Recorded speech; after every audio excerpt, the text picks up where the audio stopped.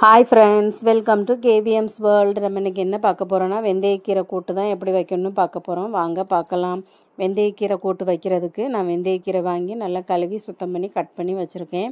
வெந்தயக்கீரை கிடைக்காதவங்க tiffin box அப்படிலாம் நம்ம தூர போடுவோம்ல, அந்த டிஃபன் பாக்ஸில் கொஞ்சமாக மண் போட்டு ஒரு ஸ்பூன் 1.5 ஸ்பூன் வெந்தயத்தை அப்படி தூவி விட்டிங்கன்னா, அதுக்கப்புறம் நல்லா நம்ம டெய்லி தண்ணி தெளித்து விட்டோன்னா செடி நல்லா முளைச்சி வரும். அப்போது ஒரு 7-8 நாள் கழித்து ஒரு 2-3 இலை வரும். அந்த டைமில் நம்ம அறுவடை பண்ணி நம்ம கூட்டு வச்சு சாப்பிடலாம். அது இதோட சத்தும் அதிகம்.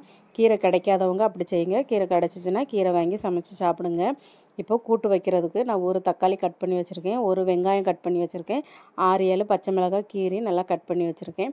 இப்போது ஒரு கடாய் அடுப்பில் வச்சு 1 ஸ்பூன் எண்ணெய் ஊற்றி சூடு பண்ணியிருக்கேன். எண்ணெய் சூடான பிறகு 1/2 ஸ்பூன் கடுகு போட்டிருக்கேன். ஒரு 6-7 வத்தல் பிச்சு போட்டிருக்கேன். கடுகும் வத்தலும் பொரிஞ்ச பிறகு நம்ம கட் பண்ணி வச்சுருக்க வெங்காயத்தை போடணும். வெங்காயத்தை போட்டு வெங்காயம் நல்லா பொன்னிறமாக ஆகிற வரைக்கும் நல்லா வெங்காயத்தை வதக்கணும். கொஞ்சம் வெங்காயம் நல்லா வதங்கின பிறகு நம்ம இந்த கட் பண்ணி வச்சுருக்க தக்காளியும் பச்சை மிளகாவையும் வெங்காயத்தை கூட போட்டு அதையும் வதக்கணும்.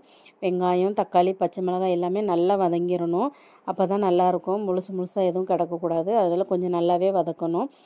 இப்போது நம்ம கொஞ்சம் வதக்கிட்டு இந்த டைமில் ஒரு 1/2 ஸ்பூன் போல் மஞ்சள்தூள் போடணும்.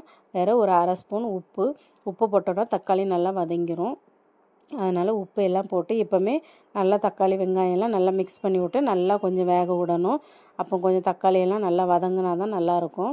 இந்த அளவுக்கு தக்காளி எல்லாமே நல்லா வதங்கிடணும். இப்போ ஓரளவுக்கு நல்லா வதங்கிட்டு இந்த டைமில் நம்ம கழுவி வச்சுருக்க கீரையை இது கூட ஆட் பண்ணணும்.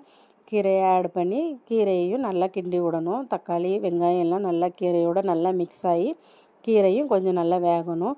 கீரை ஒரு 5 நிமிஷம் வச்சாலே நல்லா வதங்கிடும். அதுக்கப்புறம் கீரை ஓரளவுக்கு வெந்துடும். அதனால் நல்லா மிக்ஸ் பண்ணி விட்டுக்கோங்க. இது கூட உருளைக்கிழங்கு வேணாலும் ஒரு உருளைக்கிழங்கு இல்லை ஒரு அரை உருளைக்கிழங்கு போடலாம், நல்லா தான் இருக்கும். நான் அன்றைக்கி உருளைக்கிழங்கு போடலை, வெறும் தக்காளி வெங்காயம் தான் போட்டிருக்கேன். இப்போ நல்லா கீரை வதங்குறதுக்குள்ளே நம்ம இதுக்கு மசாலா அரைப்போம். ஒரு துண்டு தேங்காய், கொஞ்சம் சீரகம், ஒரு பெரிய வெங்காயம் எவ்வளவும் போட்டு அரைச்சிருக்கேன். இதை நம்ம இந்த கீரை கூட இப்போ ஆட் பண்ணணும். நம்ம அரைச்சி வச்சுருக்க தேங்காய் எல்லாத்தையும் இது கூட போட்டு நல்லா மிக்ஸ் பண்ணணும். நல்லா மிக்ஸ் பண்ணி ஒரு 2 நிமிஷம் நம்ம இதை நல்லா கிண்டி விட்டோன்னா கீரை ரெடி ஆயிரும். தேங்காயெல்லாம் போட்ட பிறகு நம்ம ரொம்ப நேரம் வைக்க வேண்டாம். ஓரளவுக்கு கீரையும் வெந்துட்டு அதனால் கொஞ்சம் நல்லா தேங்காய் மட்டும் கொஞ்சம் வெந்தால் போதும். இப்போ பாருங்கள், கீரை நல்லா ரெடி ஆகிட்டு. இதே மாதிரி ட்ரை பண்ணி பாருங்கள், நல்லாயிருக்கும். இந்த வீடியோ பிடிச்சிருந்துச்சுன்னா லைக் பண்ணுங்கள், ஷேர் பண்ணுங்கள், கமெண்ட் பண்ணுங்கள். என் சேனலை சப்ஸ்கிரைப் பண்ணுங்கள். பாய்.